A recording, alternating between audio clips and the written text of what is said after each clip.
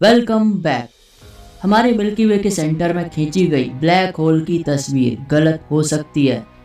जब एस्ट्रोनॉट ने हमारी मिल्की वे के सेंटर में एक सुपरमैसिव ब्लैक होल की पहली तस्वीर कैप्चर की, तब मिल्की वे के सेंटर में मौजूद सैजिटेरस ए स्टार नाम के इस ब्लैक होल की इमेज ने पूरी दुनिया में तहलका मचा दिया। 12 मई 2022 को नासा ने इस इमेज को ऑफिशियली रिलीज किया। इवेंट होराइजन टेलीस्कोप से ली गई ये इमेज धुंधली नारंगी और डोनट जैसी दिखाई दे रही है।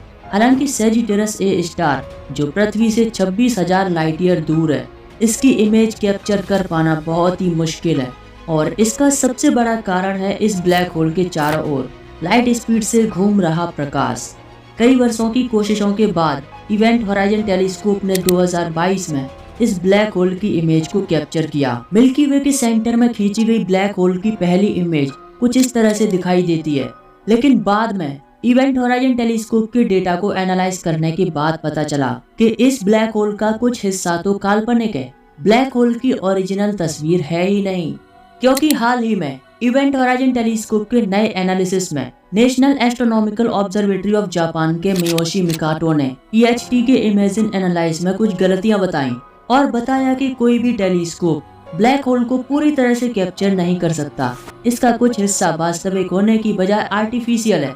नाउजे सहित 13 इंस्टीट्यूट और 400 से ज्यादा रिसर्चर्स मिलकर EHT अंतर्राष्ट्रीय संघ का गठन करते हैं, जो दुनिया भर में बढ़ते टेलीस्कोप के नेटवर्क का संचालन करते हैं, ताकि वे very long base line interferometry नाम की तकनीक का उपयोग करके पृथ्वी के आकार का एक आभासी टेलीस्कोप बनाया जा सके। नए अध्ययन में मियोशी और उनके सहयोगियों ने कहा कि ब्लैक होल की इमेज में वलय जैसी स्ट्रक्चर ऊबड़ खाबड़ पॉइंट स्प्लिट फंक्शन के कारण आर्टिफैक्ट है, जो सिस्टम द्वारा ली गई इमेज कैप्चरिंग डेटा के गैप के कारण होने वाले धुंधलेपन की मात्रा को दर्शाता है।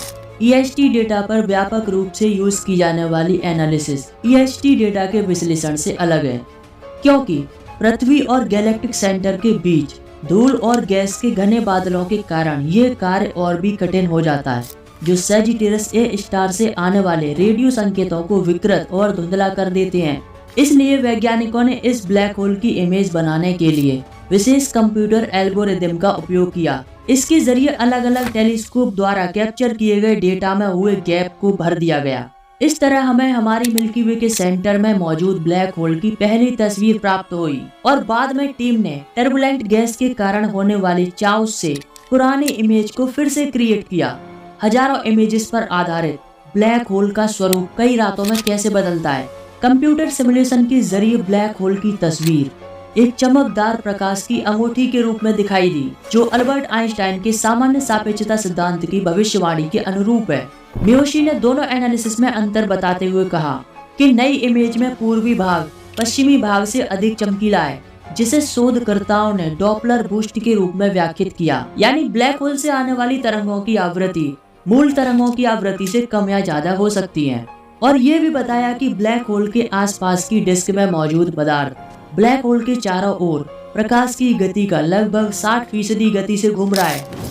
ब्लैक होल की पुरानी तस्वीर में गलती होने के पीछे कई कारण हो सकते हैं, जिनमें एक है एक्रीशन डिस्क का आकार, जो कई कारण से प्रभावित होती है, जैसे ब्लैक होल का घूमना, डिस्क में गिरने वाला पदार्थ और उस पदार्थ की एंगुलर मूवमेंट। ये सभी ब्लैक होल के आकार को प्रभावित करते हैं और ब्लैक होल का ग्रेविटेशनल खिंचाव भी डिस्क को देखने का नजरिया बदल देता है।